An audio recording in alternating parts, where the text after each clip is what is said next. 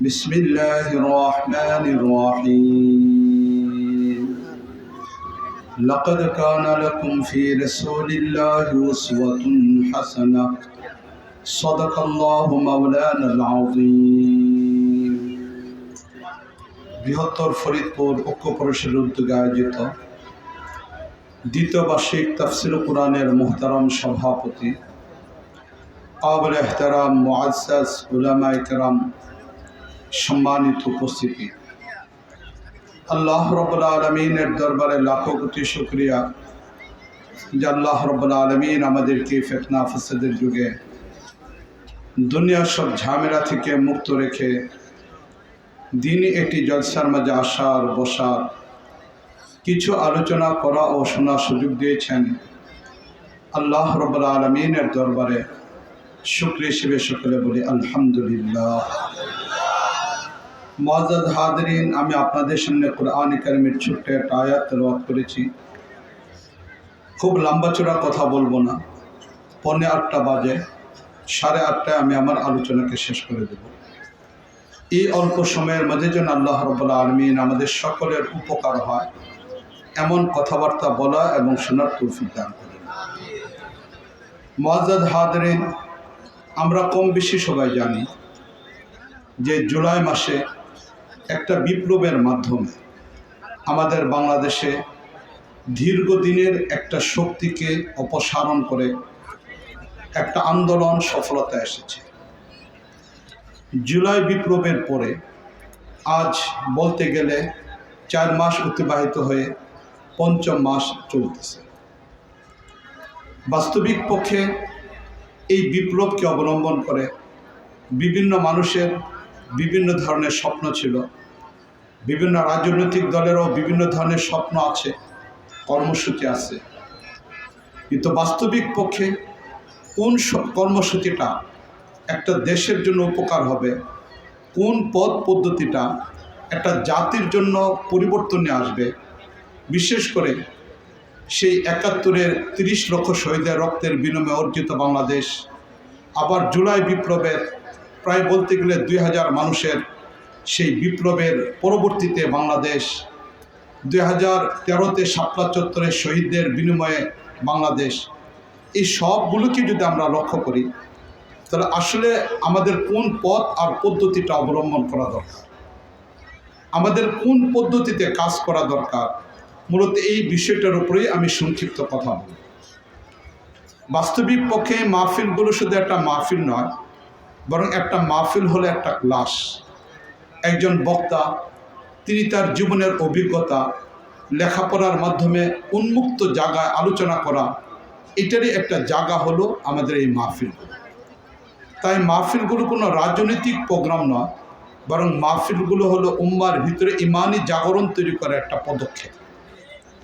এই জন্য রাজনৈতিক কোনো আলোচনা নয়, বরং আমাদের বাংলাদেশের পুরো প্রেক্ষাপটকে সামনে রেখে আমাদের এই জুলাই বিপ্লবের পরে আমরা কোন পথে চললে সফলতা অর্জন করতে পারব, এই বিষয়টাই মূলত আমি আপনাদের সামনে আলোচনা করার চেষ্টা করব। খুব সংক্ষিপ্ত আকারে কথা বলবো, ভাঙ্গাচোরা কথাগুলো বলবো, লৌকিকতা মুক্ত সাদামাটা কিছু কথাগুলোকে বলবো। আল্লাহ রাব্বুল আলামিন যেন খুব ঠান্ডা মাথায় আমাদেরকে বোঝার তৌফিক দান করেন। আমাদের ইসলাম এটা পরিপূর্ণ একটা ইসলাম। এখানে ব্যক্তি জীবন, পারিবারিক জীবন, সামাজিক জীবন, রাজনৈতিক জীবন সহ প্রতিটা বস্তুর পরিপূর্ণ দিক নির্দেশনা আল্লাহ রাব্বুল আলামিন এই ধর্মের মধ্যে রেখে দিয়েছেন। রাসূল করিম সাল্লাল্লাহু আলাইহি ওয়াসাল্লাম মক্কার 13 বছর সেই কাফেরদের নির্যাতন নিপীড়ন সহ্য করার পরে যখন মক্কা থেকে মদিনায় গেলেন, সেই মদিনায় দীর্ঘ 8 বছর অতিবাহিত করার পর যখন মক্কা বিজয় হলো, মক্কা বিজয়ের আরও 2 বছর পর রাসূল করিম সাল্লাল্লাহু আলাইহি ওয়াসাল্লামের জীবনের 23 বছর যখন পূর্ণ হলো, এবার নবী করিম সাল্লাল্লাহু আলাইহি ওয়াসাল্লাম মালিকের ঘর বাইতুল্লাহ জিয়ারতে গেলেন। সেখানে হজের জন্য নবী করিম সাল্লাল্লাহু আলাইহি ওয়াসাল্লাম চলে গেলেন। নবী করিম সাল্লাল্লাহু আলাইহি ওয়াসাল্লাম হজে মদিনা থেকে রওনা দিয়েছিলেন জিলকদ মাসের 24 তারিখ সেখানে নবী করিম সাল্লাল্লাহু রওনা দিয়েছিলেন। জিলহজ মাসের শুরুর দিক থেকে নবী করিম সাল্লাল্লাহু আলাইহি ওয়াসাল্লাম মদিনায় প্রবেশ করলেন। মদিনায় প্রবেশ করার পর মক্কায় প্রবেশ করলেন। এরপর হজের কাজ সম্পূর্ণ করে আজ নবী করিম সাল্লাল্লাহু আলাইহি ওয়াসাল্লাম আরাফার ময়দানে উপস্থিত। যখন নবী করিম সাল্লাল্লাহু আলাইহি ওয়াসাল্লাম আরাফার ময়দানে উপস্থিত, এমত অবস্থায় জাবালে রহমতের নিকটে থাকা অবস্থায় আল্লাহ রাব্বুল আলামিন কোরআন কারীমের আয়াত নাজিল করলেন, আল ইয়াউমা আকমালতু লাকুম দীনাকুম। এই আয়াত আল্লাহ রাব্বুল আলামিন নাজিল করলেন। এটা শুধুমাত্র একটা আয়াত ছিল না, বরং সাহাবায়ে কেরাম রাদিয়াল্লাহু তাআলা আনহুর সেই দিনটা ছিল আনন্দের একটা দিন। সেদিন সাহাবায়ে কেরাম এই আয়াত অবতরণের পর সেই জাবালে রহমতের পাশে কেউ দাঁড়িয়ে দাঁড়িয়ে চিৎকার করে কাঁদতেছেন। সাহাবায়ে কেরামের হৃদয়ে মনে পড়ে গেল সেই প্রথম দিনের মক্কা ইসলাম গ্রহণের সেই নির্যাতনের অবস্থাগুলো মনে পড়ে গেল। সে আম্মার রাদিয়াল্লাহু তাআলা পরিবার, যাদের প্রতি চরম পর্যায়ে নির্যাতন ছিল, যাদেরকে নবী করিম সাল্লাল্লাহু আলাইহি ওয়াসাল্লাম নিজে সহযোগিতা করতে পারতেছিলেন না, যে পরিবারের পাশ দিয়ে যাওয়ার সময় শুধু নবী বলতেন, ইসবিরু ইয়া আলে আম্মার, আম্মারের পরিবার তোমরা ধৈর্য ধারণ করো। সেই আম্মার রাদিয়াল্লাহু তাআলা পরিবারের কথা সাহাবায়ে কেরামের মনে পড়ে গেল। হযরত সুমাইয়া রাদিয়াল্লাহু তাআলা আনহা, যাকে নির্মমভাবে শহীদ করে দেওয়া হয়েছিল, তার কথা মনে পড়ে গেল। মনে পড়ে গেল হযরত বিলাল রাদিয়াল্লাহু তাআলা আনহুর কথা, যাকে উন্মুক্ত বালুতে রেখে বুকে পাথর চাপা দিয়ে নির্যাতন করা হতো। সে বিলাল রাদিয়াল্লাহু তাআলার কথা মনে পড়ে গেল। সোহাইব রাদিয়াল্লাহু তাআলা আনহু, যিনি মক্কা থেকে মদিনায় হিজরত করার সময় তার জীবনের সকল অর্থগুলোকে কাফেরদের হাতে তুলে দেওয়ার প্রয়োজন পড়েছিল। পুরো মনে পড়ে গেল সে খাব্বাব রাদিয়াল্লাহু তাআলার কথা, যাকে সেই মক্কার কাবার চত্বরের পাশেই তাকে শুলিতে চড়িয়ে হত্যা করা হচ্ছিল। তিনি হত্যার পূর্ব মুহূর্তে আকাশের দিকে যখন তাকাচ্ছিলেন, সেখান থেকেও চেহারাকে মাটির দিকে নিয়ে যাওয়া হয়। যখন তিনি কাবার দিকে তাকিয়েছিলেন, সেখান থেকেও তার চেহারাকে ফিরে দেওয়া হয়। কত নির্মমভাবে দুনিয়া থেকে চলে যাওয়ার পূর্ব মুহূর্তে সে আরশের মালিকের আরশের দিকে তাকানোর সুযোগ ছিল না। কাবার মালিকের দিকে, সেই মালিকের ঘর, তার দিকেও তাকানোর কোনো সুযোগ ছিল না। যাকে শহীদ করে দেওয়া অবস্থা, তৎকালীন যুগের মক্কার কাফেররা আনন্দ করতেছিল। আর এমত অবস্থার মধ্যেও সে খাব্বাব রাদিয়াল্লাহু তাআলা আনহু তিনি বলতেছিলেন এই কথা, ফুস্তু রাব্বিল কাবা, কাবার মালিকের কসম আমি সফলতা অর্জন করতেছি। সাহাবায়ে কেরামের তখন মনে পড়ে গেল পেটে পাথর বাঁধার কথা, উহুদের যুদ্ধের ময়দানে শহীদদের কাফনের কাপড় দিতে না পারার যন্ত্রণার কথা। ওই তো হামজা রাদিয়াল্লাহু তাআলা আনহু, যাকে 3 টুকরা কাফনের কাপড় পর্যন্ত দেওয়া যায় নাই। হযরত মুসআব রাদিয়াল্লাহু তাআলা আনহু, তাকে 1 টুকরাও পূর্ণ কাফনের কাপড় দেওয়া যায় নাই। এই দীর্ঘ 23 বছর নির্যাতনের কথা মনে পড়ছে। তাই সাহাবায়ে কেরাম এই আয়াত অবতরণের পরে কান্না করা আরম্ভ করলেন। এক একজন সাহাবায়ে কেরাম খুশি হয়ে গেলেন, তাদের ত্যাগ এবং কুরবানি সফলতা পেয়েছে, তাদের আত্মত্যাগ আজ সফলতা পেয়েছে। সেই সন্তান হারানো বাবারা চিৎকার করে কাঁদতেছেন যে তাদের এই সন্তান হারানোর বেদনা সফলতা পেয়েছে। সে এতিম বাচ্চারা আজকে আনন্দ প্রকাশ করতেছে, তাদের বাবা হারানোর বেদনা আজকে পূর্ণতায় পেয়েছে। রাসূল করিম সাল্লাল্লাহু আলাইহি ওয়াসাল্লামের উপর আয়াত নাযিল হয়েছে, আল ইয়াউমা আকমালতু লাকুম দীনাকুম। এটি ছিল সেদিন মুসলমানদের আনন্দের সর্বোচ্চ পর্যায়ের একটা বস্তু। এর মাধ্যমে আল্লাহ রাব্বুল আলামিন ইসলামকে পূর্ণতায় পৌঁছে দিয়েছেন। তা আমাদের ইসলাম পরিপূর্ণ একটা ইসলাম, সেখানে কোথাও কোনো ধরনের অসম্পূর্ণতা নেই। তাই ইসলামের উপরে চলতে গেলে একজন মুসলমান তার ব্যক্তি জীবন, পারিবারিক জীবন, সামাজিক জীবন, রাষ্ট্রীয় জীবন, কোথাও কোনো ধরনের অন্যের কাছ থেকে আদর্শ গ্রহণ করা প্রয়োজন নেই। কার্ল মার্কস থেকে তার আদর্শ গ্রহণের প্রয়োজন নেই, লেনিনের কাছ থেকে আদর্শ গ্রহণের প্রয়োজন নেই, আব্রাহাম লিঙ্কনের কাছ থেকে আদর্শ গ্রহণের প্রয়োজন নেই, পুঁজিবাদী অর্থ ব্যবস্থা থেকে তার আদর্শ গ্রহণের প্রয়োজন নেই, সমাজতন্ত্র থেকে তার আদর্শ গ্রহণের প্রয়োজন নেই, গণতন্ত্রের সেই ধোঁকা থেকে তার আদর্শ গ্রহণ করা কোনো প্রয়োজন নেই, কারো কাছ থেকে আদর্শ গ্রহণ করা প্রয়োজন নেই। বরং ইসলাম পরিপূর্ণ একটা জীবন ব্যবস্থা। আল্লাহ রাব্বুল আলামিন ইসলামের ভিতরে সব কিছুকে রেখে দিয়েছেন। সৈয়দ সুলাইমান নদভী রহমতুল্লাহ আলাইহি, যিনি ভারতের উল্লেখযোগ্য এক মহান ব্যক্তি, রাসূল করিম সাল্লাল্লাহু আলাইহি ওয়াসাল্লামের সিরাতের উপরে যিনি ভারতে ব্যাপকভাবে কাজ করেছেন, যিনি রাসূল করিম সাল্লাল্লাহু আলাইহি ওয়াসাল্লামের সিরতকে মানুষের সামনে সুন্দরভাবে উপস্থাপন করেছেন, সেই সুলাইমান নদভী রহমতুল্লাহ আলাইহি তিনি খুতবাত মাদ্রাজের ভিতরে এই কথাটাকে উপস্থাপন করেছেন। তুমি যদি একজন এতিম বাচ্চা হয়ে থাকো, তাহলে তুমি তাকে দেখো নবী মুহাম্মদের দিকে, যার বাবা আব্দুল্লাহ জন্মগ্রহণ করার পূর্বে মৃত্যুবরণ করেছিল। সুতরাং তুমি এতিম মুহাম্মদ থেকে তোমার আদর্শ খুঁজে পাবে। তুমি যদি কৈশোরের কোনো দুরন্তপনার বাচ্চা হয়ে থাকো, তাহলেও তুমি তাকে দেখো নবী মুহাম্মদের দিকে, তোমার জীবনের আদর্শ তার থেকে তুমি খুঁজে পাবে। তুমি যদি অল্প বয়সে অন্যের উপরে নির্ভরশীল কোনো ব্যক্তি হয়ে থাকো, যেমন নবী 8 বছর বয়সে তার দাদা ইন্তেকাল করেছিল এবং এরপর থেকে নিয়ে চাচার পরিবারে নির্ভরশীল একজন ব্যক্তি ছিলেন, তাহলেও তুমি অন্য কারো কাছ থেকে আদর্শ গ্রহণের প্রয়োজন নেই। অসহায় একজন ব্যক্তি নিজের জীবন কিভাবে কাটাইতে হয় তার দিক নির্দেশনা তুমি নবীর কাছ থেকে পাবে। সাহাবায়ে কেরাম জিজ্ঞেস করেছিলেন, হে আল্লাহর নবী, যখন আপনি চাচার উপর নির্ভর হলেন তখন আপনি কি করতেন? নবী করিম সাল্লাল্লাহু আলাইহি ওয়াসাল্লাম উত্তর দিয়েছিলেন, তখন চাচার পরিবারের বোঝা হতে চাই নাই, বরং আমি মক্কার মানুষগুলোর 1 টাকার বিনিময়ে বকরি চড়াতাম আর এই টাকা অর্জন করে চাচার পরিবারকে সহযোগিতা করার চেষ্টা করতাম। এই অসহায় অবস্থা অন্যের উপর নির্ভর হয় নাই। তুমি যদি কোনো ব্যবসায়ী মানুষ হয়ে থাকো, তাহলেও তুমি তাকে দেখো নবী মুহাম্মদের দিকে, যিনি 12 বছর বয়সে চাচার সাথে ব্যবসা করার জন্য যাচ্ছেন। তুমি যদি কোনো সাংগঠনিক ব্যক্তি হয়ে থাকো, তাহলেও তুমি তাকেই দেখো 16 অথবা 18 বছর মুহাম্মদের দিকে, যখন ওই সময়ে মক্কার ভিতরে দীর্ঘদিনের চলমান একটা যুদ্ধ, এই যুদ্ধকে বন্ধ করার জন্য সংগঠন তৈরি করা হলো হিলফুল ফুদুল। সেই সংগঠনের একজন সক্রিয় কর্মী নবী মুহাম্মদ। তাই তুমি কোনো সাংগঠনিক ব্যক্তি হতে চাও, নবী মুহাম্মদের কাছ থেকে তুমি আদর্শ গ্রহণ করো। তুমি যদি কোনো চাকরিজীবী মানুষ হয়ে থাকো, তাহলে তুমি তাকে দেখো নবী মুহাম্মদের দিকে, যিনি 24 বছর বয়সে খাদিজা রাদিয়াল্লাহু তাআলা আনহা যখন মুসলমান হন নাই, তার ব্যবসায়ীর সাথে চাকরির চুক্তির মাধ্যমে তিনি সেখানে কাজ করে যাচ্ছেন। তুমি তোমার জীবনের আদর্শ খুঁজে পাবে। তুমি যদি ছাত্র হয়ে থাকো, তাকে দেখো নবী মুহাম্মদের দিকে, যিনি 39 বছর বয়সে দীর্ঘ 6 মাস পর্যন্ত গারে হেরায় বসে আছেন, জিব্রাইলের সামনে ছাত্র অবস্থায় বসে আছেন। নবুয়তের 23টা বছরে জিব্রাইল থেকে ইলম অর্জন করতেছেন, জিব্রাইলের মধ্যস্থতায় মালিকের পক্ষ থেকে ইলম অর্জন করতেছেন।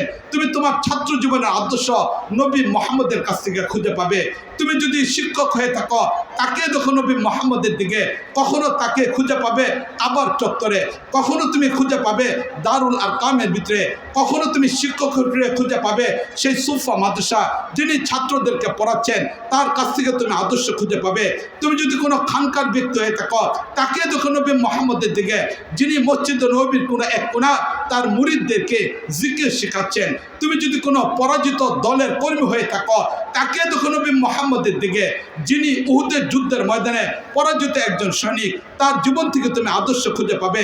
তুমি যদি কোনো একজন রাজনীতিবিদ হয়ে থাকো, তাকে দেখো নবী মুহাম্মদের দিকে, মক্কা থেকে মদিনা যাওয়ার পথে, যিনি মদিনায় গেলেন, যাওয়ার পরে তৎকালীন যুগের ইহুদি এবং খ্রিস্টান যারা মদিনায় বসবাস করত, তাদের সাথে রাজনৈতিক কার্যক্রমের মাধ্যমে মদিনায় খেলাফত মিনহাজুন নবুওয়াত তৈরি করে ফেললেন। তুমি তার কাছ থেকে আদর্শ খুঁজে পাবে। তুমি যদি বিজয় কোনো দলের সৈনিক হয়ে থাকো, তাকে দেখো নবী মুহাম্মদের দিকে, যিনি মক্কা বিজয়ে দীর্ঘ 21 বছর পরে যাদের দ্বারা নির্যাতিত হয়েছেন, মক্কায় 13 বছর যাদের দ্বারা নির্যাতিত হয়েছেন, বদরের প্রান্তরে, কখনো উহুদের প্রান্তরে, কখনো খন্দকের ময়দানে, তুমি তোমার জীবনের আদর্শ খুঁজে পাবে নবী মুহাম্মদের কাছ থেকে। তুমি যদি পিতা হয়ে থাকো, তাকে দেখো নবী মুহাম্মদের দিকে, যার ঘরে 4 জন কন্যা সন্তান, 3 জন মেয়ে সন্তান রয়েছে। তুমি যদি একজন স্বামী হয়ে থাকো, তাকে দেখো নবী মুহাম্মদের দিকে, যার ঘরে একই সময়ে 9 জন স্ত্রী রয়েছেন। মুআজ্জাদ হাজরিন, তুমি যেই হও না কেন, যেখানেই থাকো না কেন, যে অবস্থায় থাকো না কেন, মালিক আল্লাহ রাব্বুল আলামিন ইসলামকে পূর্ণ করেছেন আর নবী মুহাম্মদের মাঝে আল্লাহ রাব্বুল আলামিন আদর্শকে রেখে দিয়েছেন। মালিক ঘোষণাই করেছেন, লাকাদ কানা লাকুম ফি রাসূলিল্লাহি উসওয়াতুন হাসানা, নবী মুহাম্মদের মাঝে আল্লাহ রাব্বুল আলামিন আদর্শকে রেখে দিয়েছেন। এই তো হলো আমাদের ইসলাম, যে ইসলাম পরিপূর্ণ একটা জীবন ব্যবস্থা। তাই আমাদের একজন মুসলমানের অন্য কারো কাছ থেকে কিছু নেওয়ার প্রয়োজন নেই, কোনো ব্যক্তি জীবনেও নেওয়ার প্রয়োজন নেই, পারিবারিক জীবনেও নেওয়ার দরকার নেই, সামাজিক জীবনেও নেওয়ার প্রয়োজন নেই, রাজনৈতিক জীবনে কাউকে নেতা বানানোর প্রয়োজন নেই। বরং আমাদের সামনে রাসূল করিম সাল্লাল্লাহু আলাইহি ওয়াসাল্লাম হলেন আদর্শ, ওনার জীবনের মাঝেই আমাদের সব কিছু রয়েছে। এই পূর্ণতা ইসলামের বড় একটা বৈশিষ্ট্য। দ্বিতীয় নাম্বার, ইসলাম এমন একটা ধর্ম যেখানে অস্পষ্ট বলতে কিছু নেই। কেউ বুঝবে কেউ বুঝবে না এমন কোনো মাসলা ইসলামের ভিতরে নেই। কিছু উলামায়ে কেরাম বুঝবেন, বাকি সাধারণ মানুষ বুঝবে না এমন কোনো মাসলা ইসলামের মাঝে নেই। বাতিনি বস্তু বলতে ইসলামের মাঝে কোনো কিছু নেই। এটা পীর মুরিদেই বুঝবেন, অন্য কেউ বুঝবে না এমন কোনো এলেম ইসলামের মাঝে নেই। বরং ইসলাম পরিষ্কার পরিচ্ছন্ন একটা ধর্ম। সেখানে এমন বস্তু রয়েছে যা প্রতিটা মানুষ বুঝতে পারবে, প্রতিটা মানুষ আমল করতে পারবে, প্রতিটা মানুষ তার থেকে আদর্শ গ্রহণ করতে পারবে। আমাদের ইসলাম পরিপূর্ণ, যেমনিভাবে পরিপূর্ণ তেমনিভাবে পরিষ্কার একটা ধর্ম। রাসূল করিম সাল্লাল্লাহু আলাইহি ওয়াসাল্লাম হাদিসে মধ্যে ইরশাদ করেছেন, তারাকতুকুম আলা মিল্লাতি বাইদাই, আমি তোমাদেরকে পরিষ্কার একটা ধর্মের মাঝে রেখে যাচ্ছি। তারাকতুকুম আলা মিল্লাতি বাইদাই, পরিষ্কার একটা ধর্মের মাঝে তোমাদেরকে রেখে যাচ্ছি। লাইলুহা কানহারিহা, যে ধর্মের রাত্রিগুলো দিনের মতো আলোকিত। রাত্র আসলে অন্ধকার হয়ে যা, দিন আসলে আলোকিত হয়ে যা। ইসলাম নামক ধর্মের ভিতরে রাতের অন্ধকার বলতে কোনো কিছু নাই, সেটা পুরাটাই দিনের আলোর দ্বারা আলোকিত। তাই ইসলামের ভিতরে বাতিনি বস্তু বলতে কিছু নেই। ইসলামের প্রতিটা বস্তু সেখানে মানুষ আমল করতে পারবে, সেখানে প্রতিটা বস্তু পরিষ্কার। তাহলে আমাদের ধর্মটা এমন একটা পরিষ্কার। তৃতীয় নম্বর, আমাদের ধর্মের তৃতীয় নম্বর বৈশিষ্ট্য হলো এই ইসলামের ভিতরে এমন কোনো বিধান নাই যে বিধানটা কোনো যুগের সাথে সম্পর্ক, কোনো সময়ের সাথে সম্পর্ক, কোনো ব্যক্তির সাথে সম্পর্ক, এমন নাই। বরং ইসলাম সর্বজনীন, সর্বযুগের মানুষ সর্ব অবস্থার মধ্যেও ইসলামকে পালন করতে পারে। এটা হলো আমাদের ইসলামের তৃতীয় নাম্বার বৈশিষ্ট্য, যে এই ইসলাম এমন একটা ইসলাম যে ইসলাম প্রতিটা যুগ, মানুষ যদি সেই মরুভূমির যুগকে অতিক্রম করে, রাসূল করিম সাল্লাল্লাহু আলাইহি ওয়াসাল্লামের যুগ সেটা মরুভূমির যুগ ছিল। সেখানে উন্নত বাহন ছিল ঘোড়া, এক জায়গা থেকে আরেক জায়গায় মাল যাতায়াতের মাধ্যম ছিল উট, গাধা, খচ্চর। ওই যুগেও যেমন ইসলাম কার্যকর ছিল, এই যুগে যখন মানুষ মঙ্গল গ্রহে যাতায়াতে চিন্তা করতেছে, যখন মানুষ চাঁদে জায়গা কেনার প্রতিযোগিতায় লিপ্ত হচ্ছে, যখন মানুষ মুহূর্তের ভিতরে পৃথিবীতে এক জায়গা থেকে আরেক জায়গায় যাওয়ার চেষ্টা করতেছে, স্যাটেলাইটের মাধ্যমে, অত্যাধুনিক প্রযুক্তির মাধ্যমে মানুষ গোটা পৃথিবীটাকে একটা পরিবার বানিয়ে ফেললো, এমন অবস্থার ভিতরে ইসলাম মরুভূমির সেই ইসলাম এই উন্নয়নের যুগের মধ্যেও কার্যকর একটা ইসলাম। তাই এই যুগে ইসলাম অচল, এই যুগে ইসলাম চলবে না, এটা সম্পূর্ণ ধোঁকা একটা শব্দ। বরং কোনো ব্যক্তি যদি এই কথা বলে এই যুগে ইসলাম চলবে না, এই আধুনিক যুগে ইসলাম অকার্যকর, এই আধুনিক যুগে ইসলামী অর্থনীতি কার্যকর হবে না, এই যুগে ইসলামী রাষ্ট্র কার্যকর করা যাবে না, এই চিন্তা চেতনা যদি কেউ করে তাহলে সে মুসলমান থাকবে না, ইসলাম থেকে বের হয়ে যাবে। আমাদের ইসলামের তৃতীয় নম্বর বড় বৈশিষ্ট্য, এটা যুগ উপযোগী একটা ধর্ম, সকল যুগে এটাকে কার্যকর করা যাবে।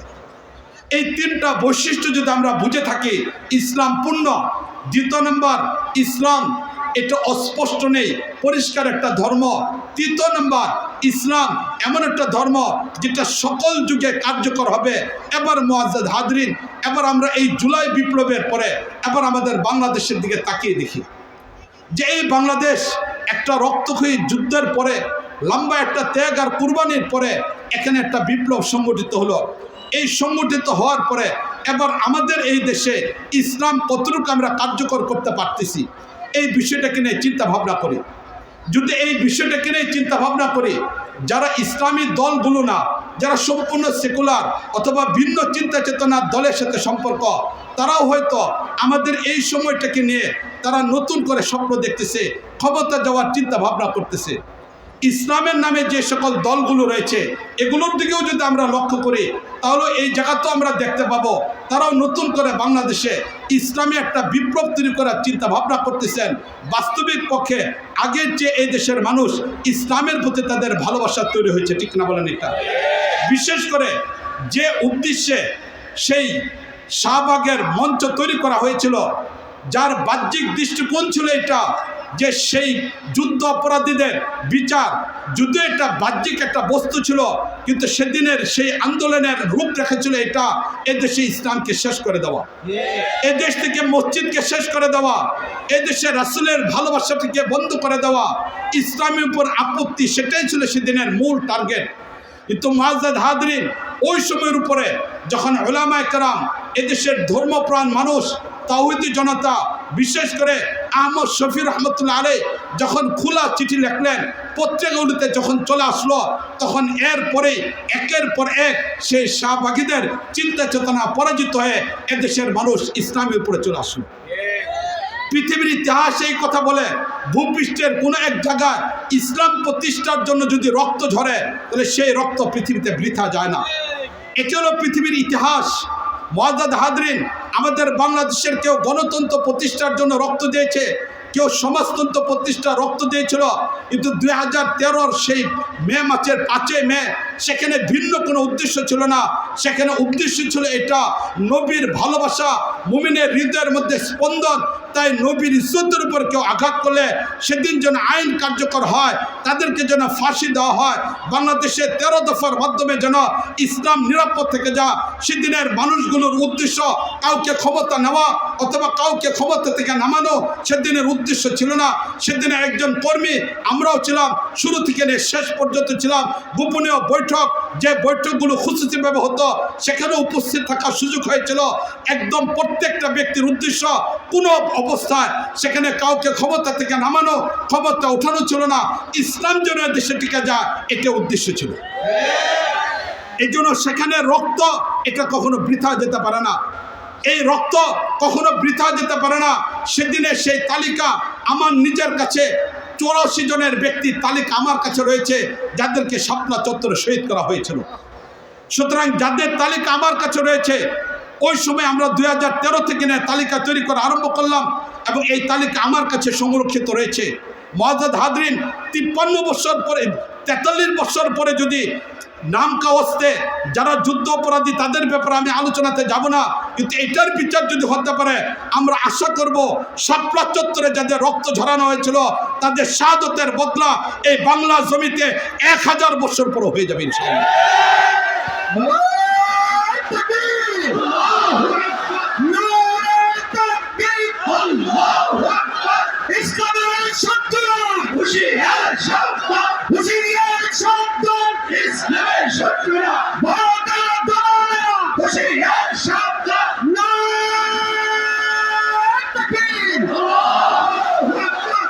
তো মুআজ্জাজ হাজরিন বলতেছিলাম এই কথা যে পৃথিবীর ইতিহাসে কোথাও রক্ত ঝরলে সেই রক্ত বৃথা যায় না।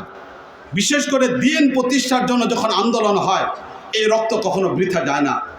গোটা পৃথিবীর ইতিহাসের দিকে আমি যাব না, শুধু যদি ভারত উপমহাদেশ ইতিহাসের দিকে আমি তাকিয়ে দেখি, তাহলে শুধু এতটুকুই বলতে চাই, 1833-এ বালাকোটের প্রান্তরে সৈয়দ আহমদ শহীদ রহমতুল্লাহ আলাইহি, ইসমাইল শহীদ রহমতুল্লাহ আলাইহি, আব্দুল হাই লখনবী রহমতুল্লাহ আলাইহি, ভারতের ইমামুল হিন্দ শাউলিউল্লাহ মুহাদ্দিস দেহলভী রহমতুল্লাহ আলাইহি পরিবারের মাধ্যমে ব্রিটিশ বিরুদ্ধে যে আন্দোলন তৈরি হচ্ছিল, সেই আন্দোলনকে অবলম্বন করে শেষ পর্যন্ত 1806, 1817, 1818, 1833 বালাকোটের ময়দানে যখন সৈয়দ আহমদ শহীদ রহমতুল্লাহ আলাইহির মাধ্যমে, ইসমাইল শহীদ রহমতুল্লাহ আলাইহির মাধ্যমে, আব্দুল হাই লখনবী রহমতুল্লাহ আলাইহির মাধ্যমে বালাকোটের ময়দানে ইসলামকে টিকে রাখার জন্য ব্রিটিশদের বিপক্ষে জাহাদ হয়েছিল, সেই জাহাদের ভিতরে যদিও সেদিন ইসমাইল শহীদ রহমতুল্লাহ আলাইহি শাহাদত বরণ করেছিলেন, যদিও সেদিন আহমদ শহীদ রহমতুল্লাহ ইন্তেকাল করেছিলেন, শাহাদত বরণ করেছিলেন, আব্দুল হাই লখনবী রহমতুল্লাহ আলাইহি শাহাদত বরণ করেছিলেন, কিন্তু পরবর্তীতে ভারতের স্বাধীনতা আন্দোলনের জন্য 1947-এর স্বাধীনতা আন্দোলনের জন্য সবচেয়ে বড় ভূমিকা পালন করেছিল সেই 1833-এ শাহাদতের বালাকোটের রক্ত সেদিন ভূমিকা পালন করেছিল।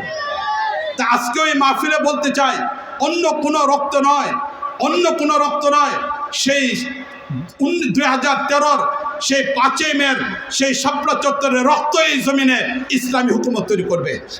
কোরআনী সংবিধান বাস্তবায়ন হবে, মানব রচিত সংবিধানের পরিবর্তে কোরআনী কারিমের সংবিধান বাস্তবায়ন হবে। মুআজ্জাজ হাজরিন, সেই শাপলা চত্বরের রক্তের পর আমরা বাংলাদেশের অবস্থা ভিন্ন রকম দেখি। এই জায়গায় এখন মানুষের ভিতরে গণজোয়ার তৈরি হয়েছে, ইসলামের উপরে মানুষের আগ্রহ বেড়ে গিয়েছে। এর আগে ইসলামকে মিটানোর জন্য যে কর্মসূচি দেওয়া হলো, এবার যুবকরা ইসলামের দিকে আসা আরম্ভ হলো। আমরা লক্ষ্য করে দেখলাম বাংলাদেশের প্রত্যন্ত অঞ্চলে যেখানে একসময় যুবকরা নাটক করত, এবার তারা ইসলামী মাহফিল করা আরম্ভ করলো। সরকার ভারতের মাধ্যমে যেখানে ইসলামকে মিটানোর চেষ্টা করেছিল, এখানে যুবকরা ইসলামের উপরে চলে আসলো। মসজিদকে বন্ধ করার ষড়যন্ত্র ছিল। মসজিদগুলো উপচে পড়া, ভিড় আসা আরম্ভ হলো। একের পর এক ইসলামী জাগরণ তৈরি হলো।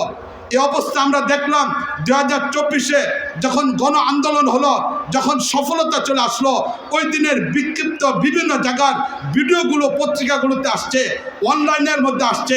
সেদিন একদিক থেকে দীর্ঘ 15 বছর 8 মাসের নির্যাতন থেকে মুক্তির পরে সেদিন ছাত্র জনতা, তাওহীদি জনতা, ওলামায়ে কেরাম, বিভিন্ন রাজনৈতিক দলের কর্মীদের ত্যাগের মাধ্যমে যে সফলতা অর্জন হয়েছিল, সেদিন গান বাজনা নয়, বরং অনেকদেরকে আমরা দেখলাম রাস্তার মধ্যে দাঁড়িয়ে তারা সেজদার মধ্যে ছিল, তারা আল্লাহর দরবারে কান্নাকাটি করেছিল।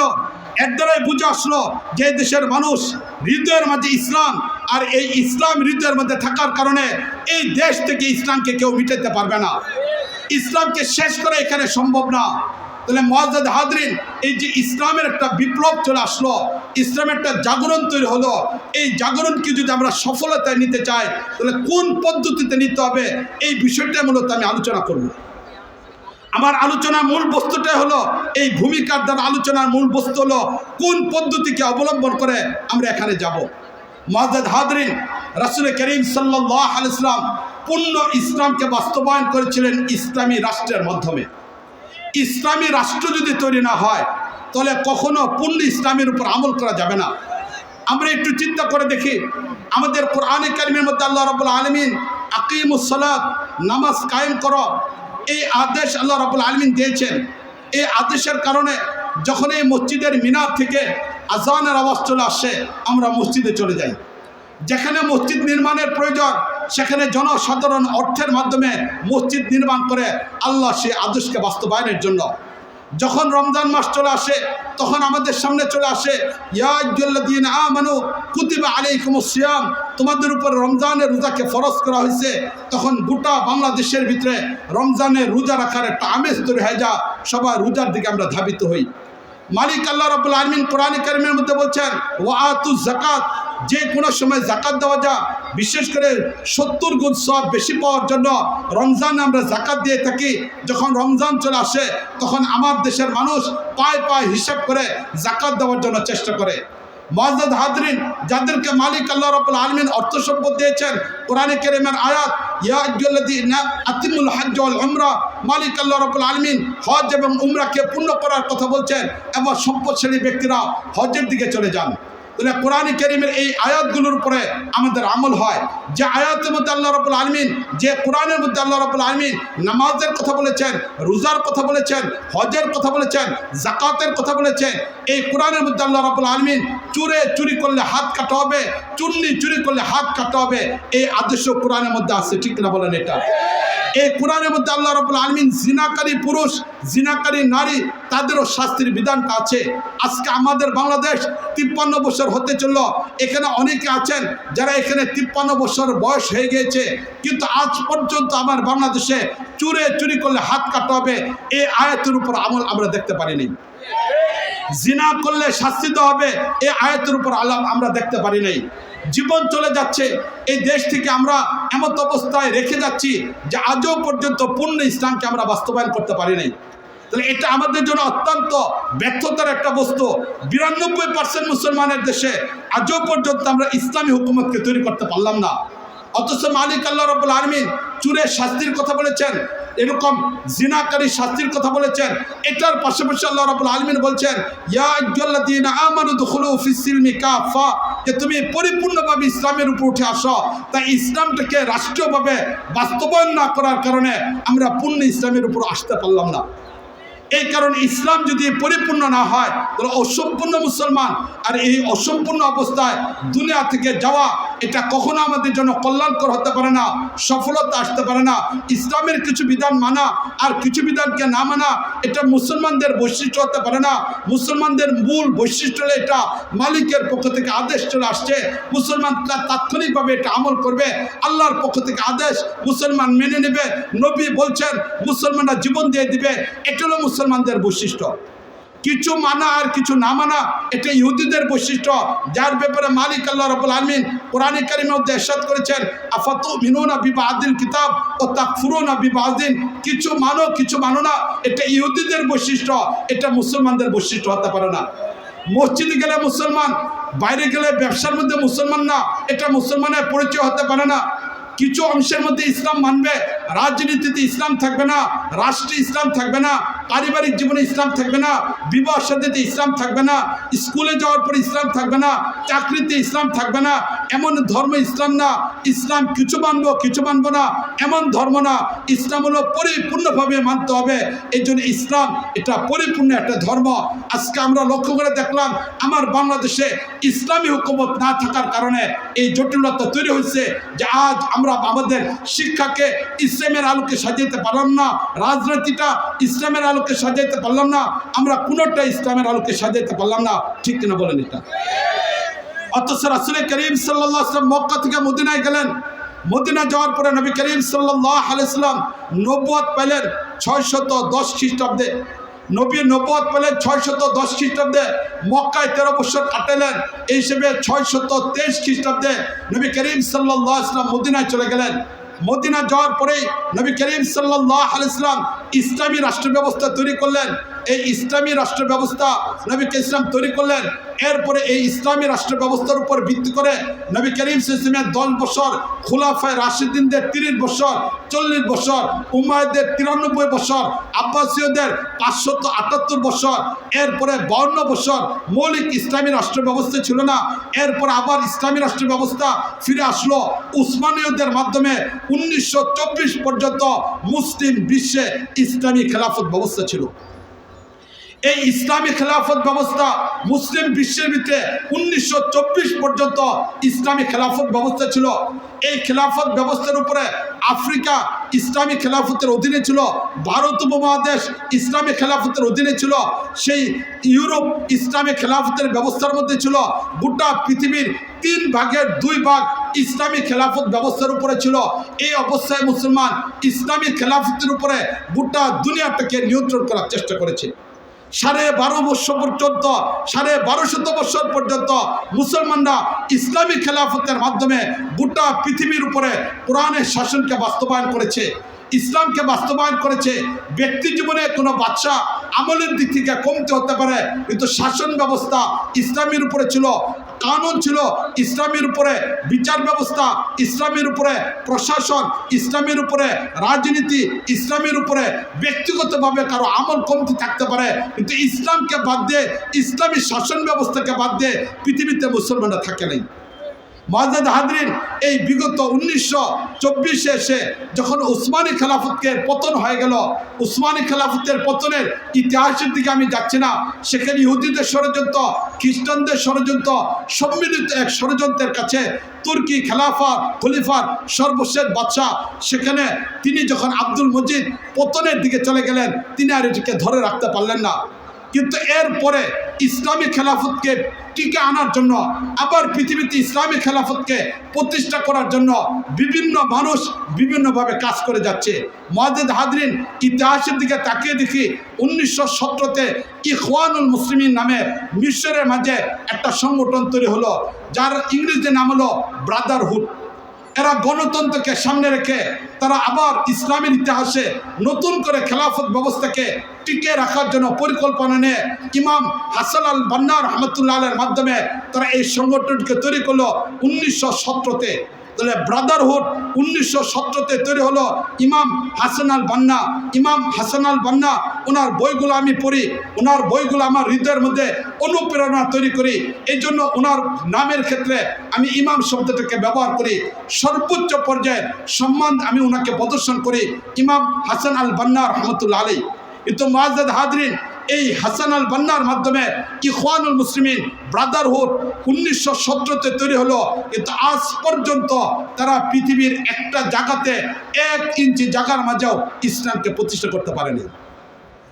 আন্দোলন হলো, সফলতা হলো, মিশরের সর্বোচ্চ পর্যায়ের ক্ষমতায় চলে আসলো, কিন্তু এরপরেও আজ পর্যন্ত শুধু মিশর নয়, ইখওয়ানুল মুসলিমিন বিশ্বের বিভিন্ন জায়গায়, বিভিন্ন দেশে তাদের শাখা সংগঠন আছে, বিশ্বের বিভিন্ন জায়গায় তাদের রাজনৈতিক কর্মসূচি আছে, তাদের বিভিন্ন পরিকল্পনা আছে। কিন্তু এই 100 বছর পর্যন্ত হয়ে গেল, ইখওয়ানুল মুসলিমিন যে পদ্ধতির মাধ্যমে পৃথিবীতে খেলাফত ব্যবস্থাকে প্রতিষ্ঠা করতে চেয়েছিল, আজ পর্যন্ত পৃথিবীর ছোট্ট একটা জায়গা 1 ইঞ্চি জায়গার মধ্যেও ইসলামকে প্রতিষ্ঠা করতে পারে নাই। এর বিপরীত 1924-এর পরে চলে আসি, গোটা পৃথিবীটাকে বাদ দিয়ে আমাদের ভারত উপমহাদেশের দিকে যদি চলে আসি, তাহলে এই ভারত উপমহাদেশের ইতিহাসের দিকে তাকিয়ে দেখি এখানে ইসলামী খেলাফত প্রতিষ্ঠার কোথাও কোনো চেষ্টা হয়েছে কিনা। মুআজ্জাজ হাজরিন, 1947-এ যখন ভারত বিভক্ত হলো, পূর্ব পাকিস্তান পশ্চিম পাকিস্তান আলাদা রাষ্ট্র তৈরি হলো, এই আলাদা রাষ্ট্র তৈরি হওয়ার পরে তখন পশ্চিম পাকিস্তানের সেই সীমান্ত প্রদেশ বেলুচিস্তান, পাকিস্তানের সীমান্ত প্রদেশ বেলুচিস্তান, সেখানের মুখ্যমন্ত্রীর দায়িত্ব পালন করলেন সেখানে মুফতি মাহমুদ রহমতুল্লাহ আলী, যিনি দারুল উলুম দেওবন্দের চিন্তা চেতনাকে লালন করেন, যার আব্বা দারুল উলুম দেওবন্দে লেখাপড়া করেছিলেন, যার আব্বা দারুল উলুম দেওবন্দের সাথে সম্পর্ক ছিলেন, চিন্তা চেতনার দিক থেকে দেওবন্দি, সম্পূর্ণ চিন্তা চেতনা দেওবন্দি মুফতি মাহমুদ রহমতুল্লাহ আলী, তিনি পাকিস্তানের সীমান্ত প্রদেশ বেলুচিস্তানে সেখানে তিনি মুখ্যমন্ত্রী হওয়ার সাথে সাথেই তিনি সেখানে ঘোষণা করলেন ইসলামী খেলাফত ব্যবস্থা প্রতিষ্ঠা। এবং পৃথিবীর বুকে 1924-এর পরে সর্বপ্রথম আমরা পাকিস্তানের বেলুচিস্তানে ইসলামী হুকুমতে প্রতিষ্ঠার বিষয়টাকে দেখলাম। এবং যিনি প্রতিষ্ঠা করলেন তিনি দারুল উলুম দেওবন্দের চিন্তা চেতনা লালন করেন, তিনি ইসলামী হুকুমতের চিন্তা চেতনা লালন করেন, এমন একজন ব্যক্তি মুফতি মাহমুদ রহমতুল্লাহ আলাই সেখানে ইসলামী হুকুমত তৈরি করলেন। দীর্ঘ 6 মাস পর্যন্ত সেখানে ইসলামী রাষ্ট্র ব্যবস্থা ছিল। পরবর্তীতে পাকিস্তান এবং অন্যান্য জায়গার চাপের কারণে তিনি সেটাকে দীর্ঘায়িত করতে পারেন নাই। কিন্তু আলহামদুলিল্লাহ পৃথিবীর বুকে আকাবিরে দারুল উলুম দেওবন্দের সেই সন্তানরা পৃথিবীতে দেখাই দিলেন যে পৃথিবীর নতুন করে খেলাফত ব্যবস্থা প্রতিষ্ঠা করা সম্ভব। এবং 1947-এর পরে বেলুচিস্তানে মুফতি মাহমুদ রহমতুল্লাহ আলাই 6 মাস পর্যন্ত ইসলামী হুকুমত তৈরি করার মাধ্যমে সেটাকে তৈরি করলেন। পৃথিবীর একটা জায়গা আমরা ইসলামী রাষ্ট্র ব্যবস্থা পেলাম। এবার দ্বিতীয় নম্বর যে জায়গার আলোচনাটা আমি করব, সেই জায়গার কথা আমরা কম বেশি সবাই জানি। এটা হলো পৃথিবীর বুকে সেই ভারত উপমহাদেশের একটা খণ্ড, যেই খণ্ডের সূচনা হলো সেই রাশিয়া এবং ভারতের অন্তর্ভুক্ত ঝিলম নদীকে অবলম্বন করে। যে ঝিলম নদীর ওই পারে হলো রাশিয়া, যে রাশিয়াতে ইমাম বুখারীর জন্ম, যে রাশিয়াতে ইমাম মুসলিমের জন্ম, যে রাশিয়াতে ইমাম আবু দাউদের জন্ম, যে রাশিয়াতে ইমামে তিরমিজির জন্ম, এবং পৃথিবীর বুকে বড় বড় ব্যক্তিরা রাশিয়াতে জন্ম হয়েছিলেন। সেই রাশিয়া এবং ভারতের মাঝখানে যে নদী ছিল ঝিলম নদী, এই ঝিলম নদীর এই পারে যে রাষ্ট্র সেটা হলো আফগানিস্তান। এই আফগানিস্তান শুরু লগ্ন থেকে ইতিহাসের দিকে আমি যাচ্ছি না, হযরত উসমানে গনি রাদিয়াল্লাহু তাআলা আনহুর খেলাফতকালে এই আফগানিস্তানে ইসলাম চলে আসে। এবং মুআজ্জাজ হাজরিন, হাদিসের কিতাবের ভিতরে উল্লেখযোগ্য একজন ছাত্রকে খুঁজে পাওয়া যাবে, ইমামে মালিক রহমতুল্লাহ আলাই। আমরা নাম শুনেছি ইমাম মালিক রহমতুল্লাহ আলাই, তার উস্তাদের নাম হলো নাফের উস্তাদের নাম হলো আবদুল্লাহ ইবনে উমর, আবদুল্লাহ ইবনে উমরের উস্তাদ হলেন রাসূল করিম সাল্লাল্লাহু আলাইহি ওয়াসাল্লাম। আমাদের কাছে সনদের মাধ্যমে হাদিস এসেছে, বিভিন্ন সনদের মাধ্যমে আমরা হাদিস পড়ি, হাদিস পড়াই। যতগুলো হাদিস আমাদের কাছে সনদের মাধ্যমে এসেছে, এর মাঝে এই সনদটাকে বলা হয় সিলসিলাতুজ যাহাব, স্বর্ণের টুকরা। এবং এই সনদটাকে সবচেয়ে গুরুত্বপূর্ণ একটা সনদ হিসেবে উল্লেখ করা হয় সিলসিলাতুজ যাহাব।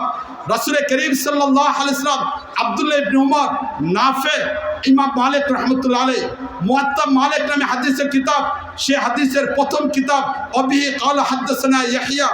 এই যে সনদ ইয়াহইয়া ইবনে ইয়াহইয়া আল আনদালুসি অবিহি ক্বালা হাদাসানা, এরকম মালিক, এই যে সনদ, এটাকে পৃথিবীর ইতিহাসের সবচেয়ে শ্রেষ্ঠ সনদ বলা হয়। এই সনদের রাবি বর্ণনাকারী নাফে রহমতুল্লাহ আলাইহি, তিনি হলেন আফগানিস্তানের একজন ব্যক্তি, যিনি আফগানিস্তানের একজন ব্যক্তি। এবার চিন্তা করে দেখেন আফগানিস্তানের সাথে ইসলামের পরিচয় কতটুকু। সেই সাহাবায়ে কেরামের যুগের সাথে সম্পর্ক হল আফগানিস্তান, ইসলামের সাথে পরিচয়। ইসলামের সাথে যখন আফগানিস্তানের পরিচয় হয়, পৃথিবীর এই একটা জায়গা যারা কোনোদিন পরাধীনতাকে মেনে নেয় নাই, আজ পর্যন্ত তাদের অঞ্চলে কোনোদিন ইসলামের বিপক্ষে পরাধীনতা তারা মেনে নেয় নাই। এই জায়গাতে বিভিন্ন ব্যক্তিরা এসেছিল, কিন্তু তারা এখানে চেঙ্গিস খান তার রাজত্ব বিস্তারের জন্য এসেছিল, পরাজিত অবস্থায় চলে গেল। চেঙ্গিস খানের নাতি হালুকা খান এখানে এসেছিল, সেখানে পরাজয় অবস্থায় চলে গেল। এমনকি জুলকারনাইনের ইতিহাস কোরআনে কারিমে সূরা কাফের ভিতরে যার আলোচনা এসেছে, তিনিও নাকি এসেছিলেন এই আফগানিস্তানের ভিতরে, কিন্তু তিনিও সেখানে প্রতিষ্ঠা হতে পারে নাই। এই আফগানিস্তান এমন একটা জায়গা যেখানে ইসলাম আসার পরে এই অঞ্চলের মানুষগুলোর হৃদয়ে ইসলাম বদ্ধমূল হয়েছিল। আজও পর্যন্ত তারা ইসলামের চেতনায় থাকার কারণে কখনো পরাজিত হয় নাই। ব্রিটিশরাও সেখানে পরাজিত করতে পারে নাই। মুআজ্জাজ হাজরিন, যখন ভারতের অন্যান্য অঞ্চলগুলো সেখানে পরাজিত হয়ে গিয়েছিল, আফগানিস্তান পরাজিত হয় নাই। সর্বশেষ 1918-তে সেখানে রাশিয়া এসেছিল, সেখানে পরাজয় করার জন্য রাশিয়া টিকতে পারে নাই, রাশিয়া চলে যায়। রাশিয়ার কমিউনিজম ছিল, তারাই যাওয়ার পূর্বে কিছু ব্যক্তিদেরকে তৈরি করে দিয়ে যা, মাসুদকে, আরও বিভিন্ন ব্যক্তিদেরকে, যারা সেখানে বিশৃঙ্খলা তৈরি করেছিল। শেষ পর্যন্ত সেই দেওবন্দের একটা চিন্তা চেতনার মানুষ মোল্লা উমর রহমতুল্লাহ আলাই, যার শায়েখ ছিলেন আব্দুল হক হক্কানি রহমতুল্লাহ আলাই, যিনি ছাত্র ছিলেন কুতুবে আলম শেখুল ইসলাম মাদানী রহমতুল্লাহ আলাই, যে মাদানির সাথে আমাদের সম্পর্ক, সেই মাদানী রহমতুল্লাহ আলাইয়ের ছাত্র ছিলেন আব্দুল হক হক্কানি রহমতুল্লাহ আলাই, ওনার ছাত্র ছিলেন মোল্লা উমর রহমতুল্লাহ আলাই। উনি একজন মাদ্রাসার মানুষ ছিলেন, রাশিয়ার বিপক্ষে যুদ্ধের মধ্যে লিপ্ত ছিলেন, একটা চোখ অন্ধ হয়ে গিয়েছিল। উনি যখন ছাত্রদেরকে পড়াচ্ছিলেন, এমত অবস্থায় এলাকার মাঝে চাঁদাবাজি শুরু হয়ে গেল, এলাকার মধ্যে বিশৃঙ্খলা তৈরি হলো। ছাত্রদেরকে উঠাই গিয়ে তিনি প্রতিরোধ করলেন। এর মাধ্যমে একে একে 1996 থেকে নিয়ে 2000 পর্যন্ত মোল্লা উমরের মাধ্যমে তালেবানদের শাসন ব্যবস্থা তৈরি হলো। এই তালেবানদের শাসন ব্যবস্থা তৈরি হওয়ার পরে তৎকালীন যুগের বিশ্বের মানুষগুলো এটাকে মেনে নিতে পারে নাই। ইসরায়েল মেনে নিতে পারে নাই, ইহুদিরা মেনে নিতে পারে নাই, খ্রিস্টানরা মেনে নিতে পারে নাই। বিশ্বের 28টা রাষ্ট্র নাটু বাহিনী তৈরি করে সুপার পাওয়ারের মাধ্যমে 2001 থেকে নিয়ে 2021 পর্যন্ত দীর্ঘ 20 বছর পর্যন্ত এই আফগানিস্তানের মোল্লাদেরকে দুনিয়া থেকে শেষ করে দেওয়ার জন্য তারা চেষ্টা করলো। এই চেষ্টায় কি পরিমাণ রক্তপাত তারা করলো, চিন্তা করে তাকিয়ে দেখেন। এই মানুষগুলোর গা থেকে শুধু রক্তই ঝরল না, 20 লক্ষের উপরে মানুষকে তারা শহীদ করে দিল, কত নারীকে তারা বিধবা করে ফেললো, কত সন্তানকে তারা এতিম করলো। কিন্তু 2021 এসে তারা এই শেষ পর্যন্ত আফগানিস্তান থেকে চলে গেল।